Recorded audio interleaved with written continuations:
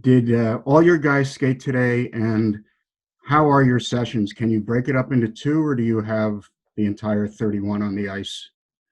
Yeah, we broke it up into two, Larry, today. We actually brought the extras out for the last drill, which was some penalty killing. So there was a little bit of an overlap, but I thought we had a good day today. It was good pace. It was purposeful. I thought yesterday was sloppy, even though I thought we were trying to do the right thing. But today there was a lot more crispness to what we were trying to accomplish, and we were happy with the step we took today. Next question comes from Molly Walker with the New York Post. Go ahead, Molly. Hi, Coach. Good to see you. I'm just curious, what's one specific thing you're hoping to see from the team in the exhibition game with the Islanders? Just play with an urgency, because that's what we're going to have to do against Carolina. And, we've got to make sure that, we understand where our structure needs to be in all three zones. That being said, we've got to make sure we have an effort. Because if you don't have effort, it doesn't matter what your structure is. So, I just want to make sure we're in a good mindset. I want to make sure we approach it the right way. I want to make sure that they understand that, we're continuing to build towards Saturday, and it's another opportunity to get better and put ourselves in a position to have success starting on Saturday.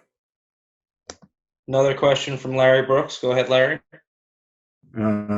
No, actually. I don't have anything for you right now, David. I'll give you a break. Okay. All right, next question from Colin Stevenson. Go ahead, Colin. Yeah, hi, Dave. Just a procedural question. With you do have three goalies. I know you're not going to tell us who is going to be starting and all that, nor how you're even going to break up the playing time necessarily. But you're not able to dress all three of them for that Wednesday game, right? You're only going to be able to dress two, or will you be able to dress three? Is there an exception to the rule? Just two. We've been told that we can dress one extra forward and one extra defenseman. Next question from Vince Mercogliano. Go ahead, Vince. Hey, David. Just wanted to hear what your impressions of life in the bubble in the first, I guess, less than 24 hours are. Yeah, like I said, Vince, it's very similar to what we do on the road anyway so far. Obviously, we're able to, when we get on the road, wander a little bit and get to a restaurant outside of the quote-unquote bubble. But we haven't been here long enough to be told we couldn't do something that we wanted to do yet. So far, so good, but check back with me in the next few days. Another one from Dan Rosen. Go ahead, Dan. Yeah, David, just on that exhibition game again, there's also the look of this. The rink is going to look, the outside of it's no fans. There's going to be stage and different setup. Is there a value to just accustoming yourself to the rink that you're going to be in that exhibition game? Yeah, for sure, Dan. I think that's going to be obviously totally different from anything these guys have gone through in their careers for the most part. So, I think that might be the biggest reason to have these exhibition games is to go through a game where you don't have anybody in the building. It's just a completely different environment. I think that's really going to be helpful to all the teams. Another from Colin. Go ahead, Colin. Yeah, Dave. I don't mean to kill you with details about this exhibition game, but are there still questions that you need to answer with one exhibition game to go, or again, is it just, you've got your plan in place and you just want to make sure everybody gets whatever ice time to get their legs ready and all that kind of stuff? No, I think the exhibition game will give us a barometer of where we're at with everything, whether offensively, defensively, special teams. We think we're making progress. We think we're close to where we need to be, but we're going to find out. It's very difficult to tell right now, and I would guarantee you 23 other teams would tell you the same thing. It's difficult to try to emulate real game situations in your practices and your scrimmages and try to get as close to it as possible. But, there's nothing like lining up against somebody who's not on your team and seeing an unfamiliar face. So we're going to find out an awful lot of things on Wednesday. Question from Mark Rosenman. Go ahead, Mark.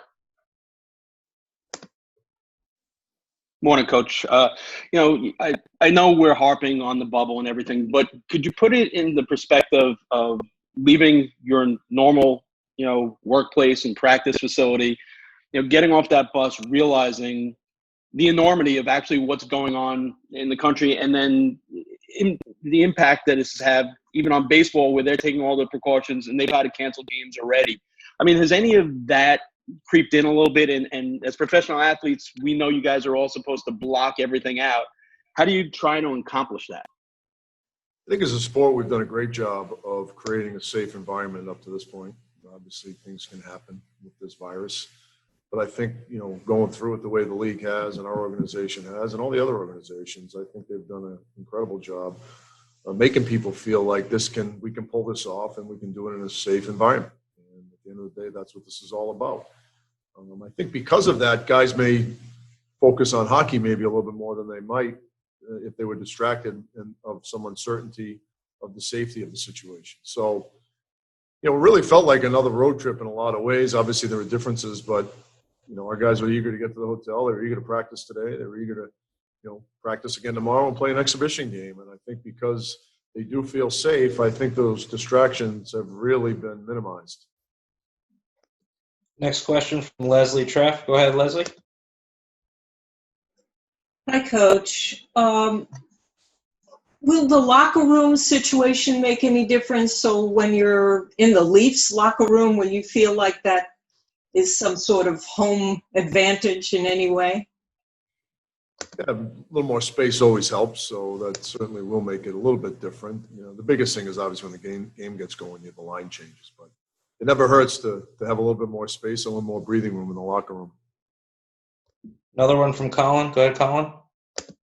Yeah, this is more bubble type stuff. Again, you're in Toronto, which obviously is a place where guys are from who play this game. Is it a little weird not to have like parents and in-laws and families and stuff coming to I mean, you talk about distractions. I mean, that's normally a happy distraction for these guys, but they don't even have that.